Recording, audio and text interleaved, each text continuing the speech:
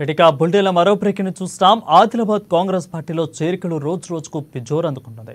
ఇక Adilabad assembly judge కంది శ్రీనివాసరెడ్డి ఆధ్వర్యంలో లారీ అసోసియేషన్ సభ్యులు భారీగా కాంగ్రెస్ పార్టీలో చేరారు. వారికి కేసీఆర్ పార్టీ కండువలు కప్పి సాధారణంగా ఆహ్వానించారు. ఈ సందర్భంగా ఏర్పాటు చేసిన సభలో కంది శ్రీనివాసరెడ్డి మాట్లాడుతూ పాయల్ శంకర్పై ఆగ్రహం వ్యక్తం చేశారు.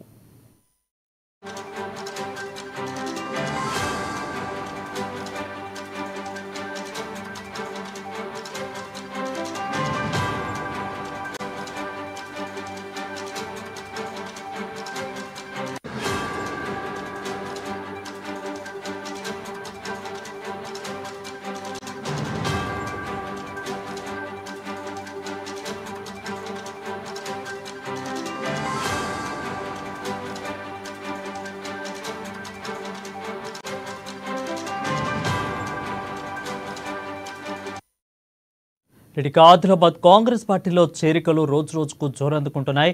ఇక ఆదిలాబాద్ అసెంబ్లీ ఇన్ఛార్జి కంది శ్రీనివాసరెడ్డి ఆధ్వర్యంలో లారీ అసోసియేషన్ సభ్యులు భారీగా కాంగ్రెస్ పార్టీలో చేరారు. వారికి కేసీఆర్ పార్టీ కండువ కప్పి పార్టీలోకి సాధారణంగా ఆహ్వానించారు. ఈ సందర్భంగా ఏర్పాటు చేసిన సభలో కంది శ్రీనివాసరెడ్డి మాట్లాడుతూ పాయల్ శంకర్పై ఆగ్రహం వ్యక్తం చేసినట్టుగా తెలుస్తా ఉంది.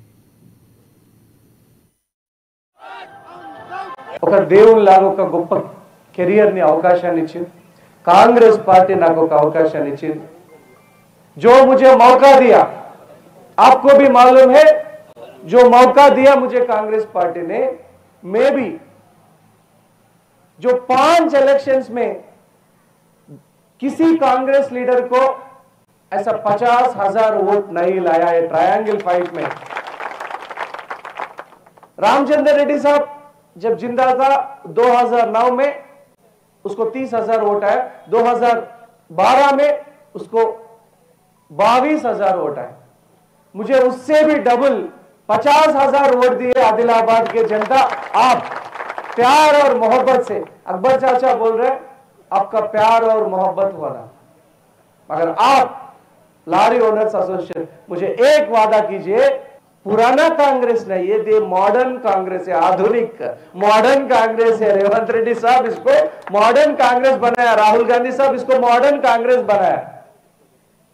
इसलिए मैं आपसे एक मेरा गुजारिश है, जो भी आपका प्रॉब्लम्स है जरूर रेवंत रेड्डी साहब के पास लेके जाएंगे और उनका जैसा राजेंद्र रेड्डी साहब बताया 80% और 85% प्रॉब्लम्स विदाउट फाइनेंशियल सपोर्ट चर्चाओं से उसका प्रॉब्लम्स का सॉल्यूशन निकल जा सकता है। 80% సమస్యల్ని చర్చల ద్వారా మంచి మనసు విప్పి మాట్లాడుకోవడం ద్వారా కేవలం మాటల ద్వారా మాత్రమే మనం పరిష్కరించుకోవచ్చు 80% సమస్యలు.